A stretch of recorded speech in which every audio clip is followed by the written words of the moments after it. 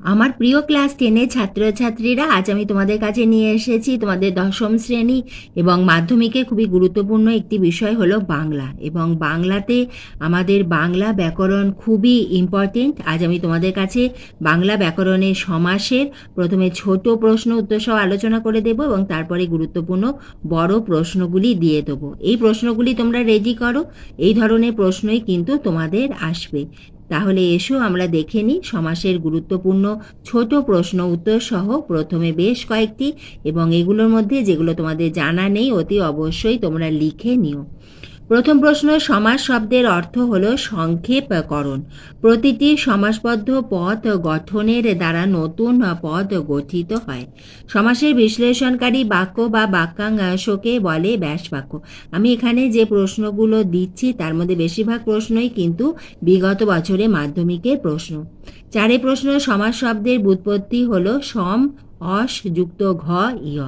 ব্যাসবাক্যের পদগুলিকে বলে সমস্যমান পদ। তোমাদের আসতে পারে তোমাদের এসে কিউতে, যেখানে 1 মার্কসের যে ছোট প্রশ্ন থাকে সমস্যমান পদ কাকে বলে, সেখানে তোমাদের ব্যাসবাক্যের পদগুলিকেই বলা হয় সমস্যমান পদ। এইটা লিখলেও কিন্তু নম্বর পাবে, কিন্তু এর সঙ্গে তোমাদের উদাহরণ দিতে হবে সমস্যমান পদে।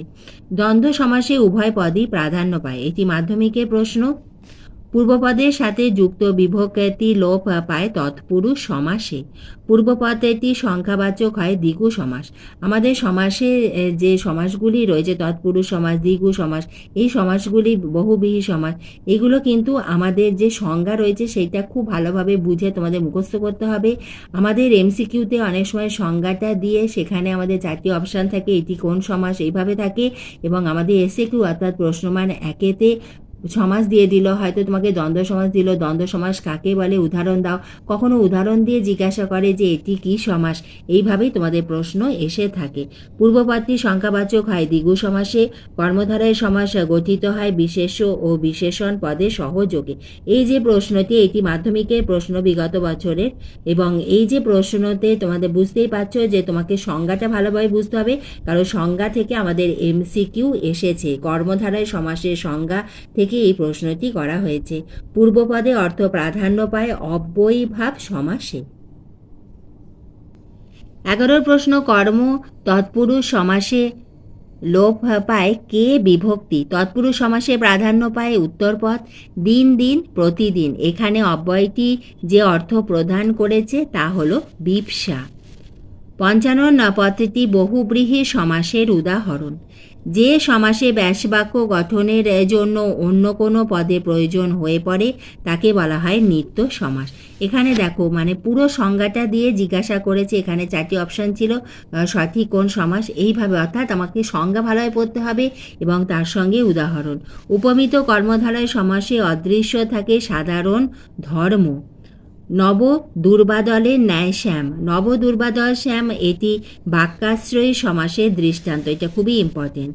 বিভক্তি লুপ্ত হয় না যে সমাসে, সেটি হলো অলোপ সমাস। কৃদন্ত পদের পূর্বস্থিতি পদ থেকে বলা হয় উপপদ। পূর্বপদের সাথে যুক্ত র বিভক্তি সমাসবদ্ধ পদে লোপ পেলে হয় সম্বন্ধ তৎপুরুষ। 21 প্রশ্ন, ব্যাস কথাটির অর্থ বিস্তার। এটা খুব ইম্পর্টেন্ট। যে সমস্যমান পদ পরে বসে তাকে বলা হয় পরপদ বা উত্তরপদ।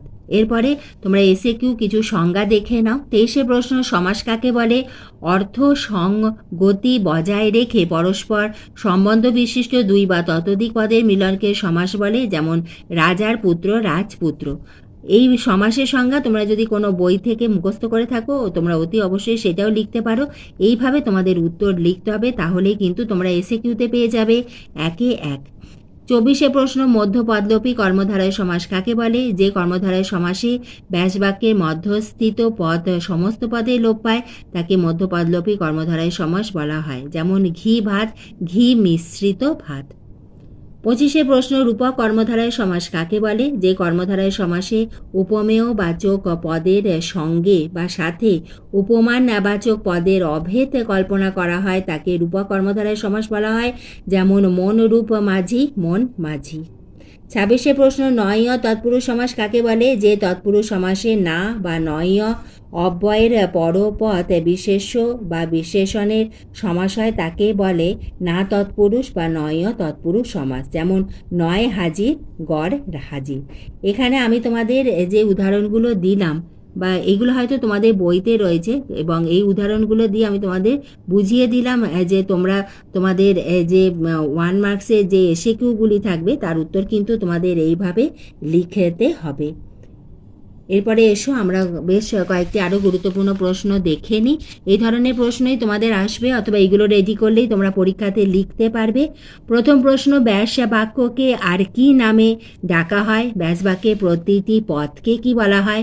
সমাস কয় প্রকার ও কি কি? সমাস ও সন্ধির প্রধান পার্থক্য কি? এটা স্টার দিয়ে রাখো 3টি।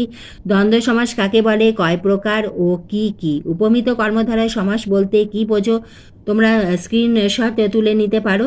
নিত্য সমাস কাকে বলে? উদাহরণ সহযোগে বুঝিয়ে দাও।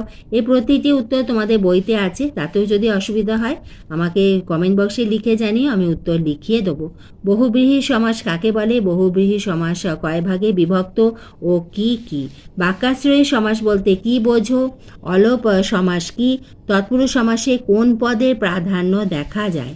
সংখ্যাবাচক বহুব্রীহি ও দ্বিগু সমাসের মধ্যে পার্থক্য। 10 নম্বরটা খুব ইম্পর্টেন্ট, এটা তোমরা স্টার্ট দিয়ে রাখো, এটা কিন্তু রেডি করে নিও। এরপরে 11তে নিম্নলিখিত ব্যাসবাক্যগুলি সমাসবদ্ধ করো এবং সমাসের নাম লেখো। নীল যে কমল, সিংহ চিহ্নিত আসন সিংহাসন, কাঁচা কথা, কণ্টক নির্মিত শয্যা, অনাথদের জন্য আশ্রম অনাথাশ্রম, বসন্ত সখা যার কেবল এক, পোড়া যে কচু কচু পোড়া।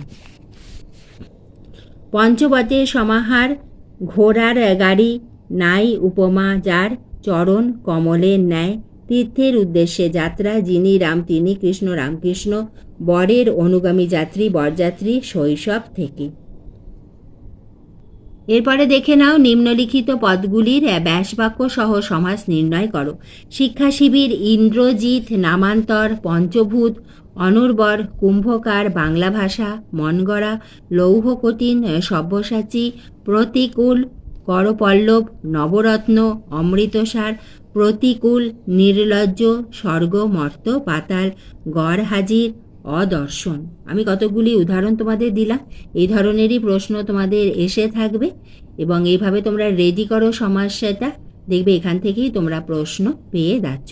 ভিডিওটি ভালো লাগলে একটা লাইক করে দিও, এবং এইভাবে আমি তোমাদের ভিডিও দিতেই থাকবো। তুমি চ্যানেলে নতুন হলে স্টাডি ফর এডুকেশন চ্যানেলটিকে সাবস্ক্রাইব করে নিও।